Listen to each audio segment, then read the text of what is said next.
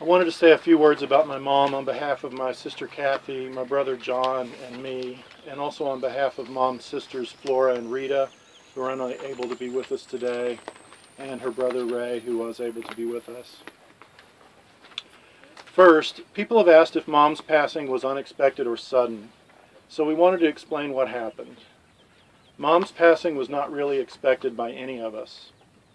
It's true that she was 77 years old, she was a breast cancer survivor, and she'd had a heart condition requiring stents. So she did have some long-standing health issues. But she'd been pretty healthy for a long time, and when I visited in late February, she was doing pretty well. Kathy and John and I have been convinced for a long time that she would outlast all of us.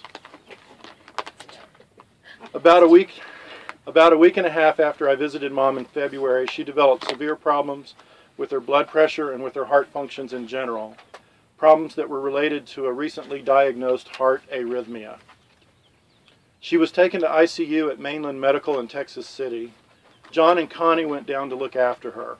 Her condition was stabilized after a few days, and she was moved to a rehab hospital.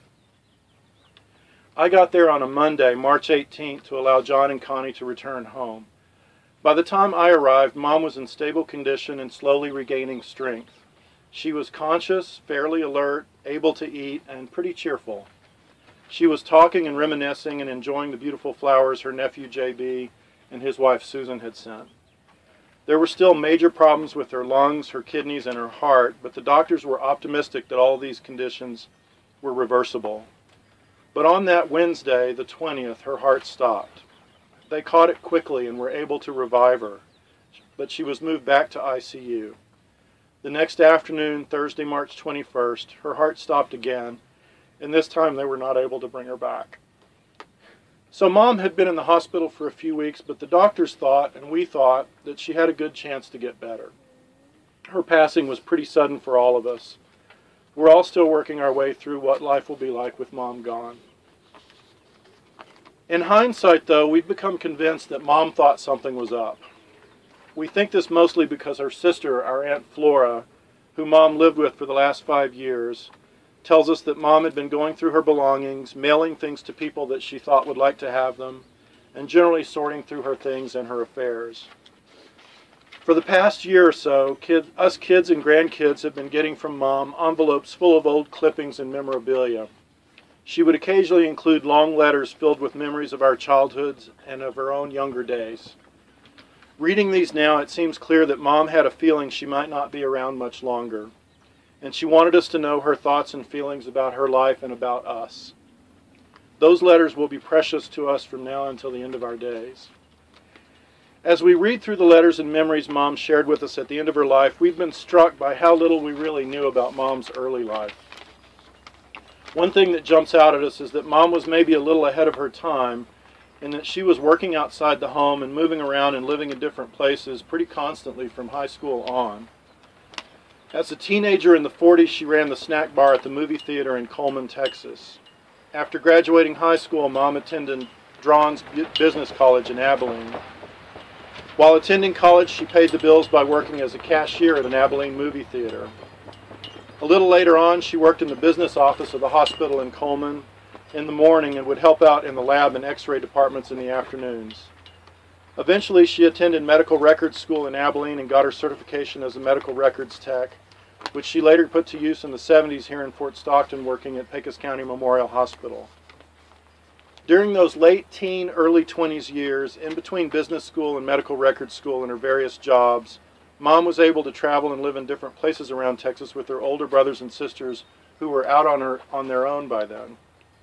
She lived in Kermit for a while, helping her brother Claude and his wife with their first child.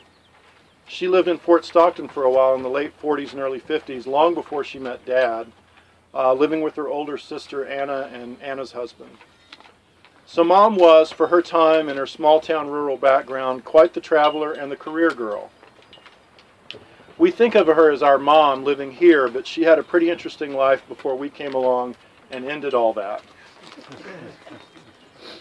I've talked with Kathy and John about what we want to say about Mom.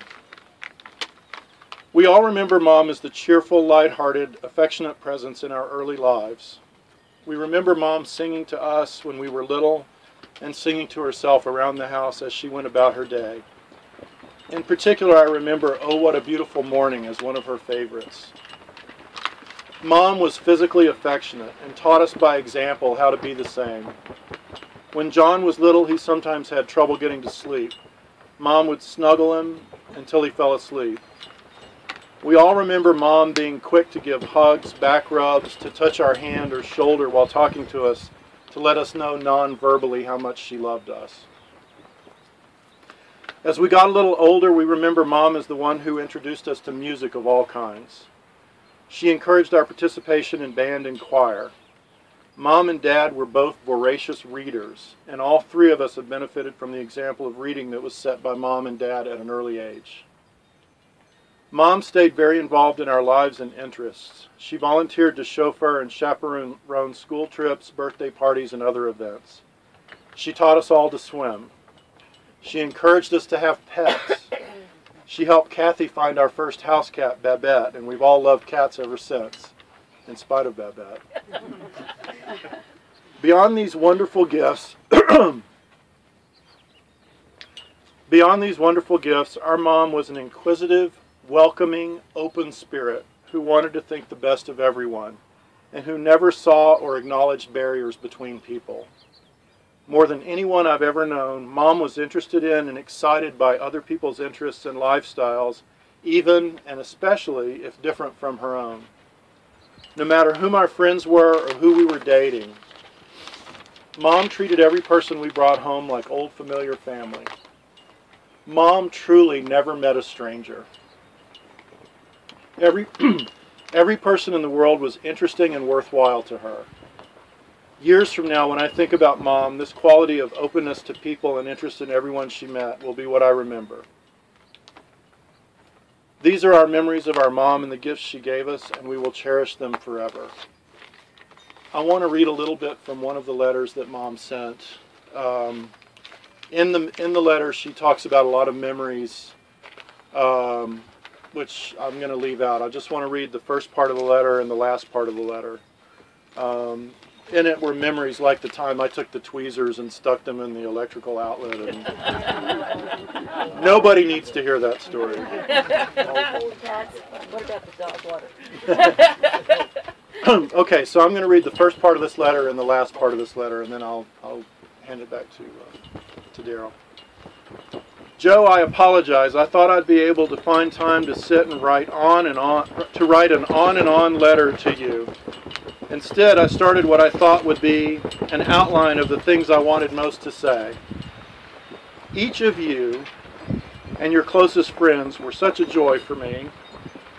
Take care of each other, love each other, listen and hear what each other have in your hearts and lives. Open your eyes and ears to all the significant others, or as I like to call mine, my extended family. Not relatives maybe, but unable to forget. So that was the start of the letter. At the end, she says, Joe, I could write on indefinitely, but I wouldn't be able to get this out for the mailman today. Joe, you, Kathy, and John will always be such a tremendous joy and a treasure.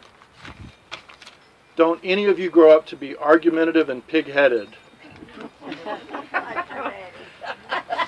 It's too late. My way is the only way mentality. Leave room for a joy of being alive, God's children, an original, a masterpiece, loved by God so much that He sent His Son to die for us. Make each day a new, fresh day. When you go to sleep at night, tell God you thank Him for that day. You've done the best you could, and now rest for tomorrow. For tomorrow will be a fresh new day to love and care about others. I have loved each of you even when I was a little girl and dreamed of the dozens of children I would have. Marry a farmer, live in the country where it was peaceful and quiet. Those are my dreams, and I try to keep bits of them every day in my life. Love, Mom.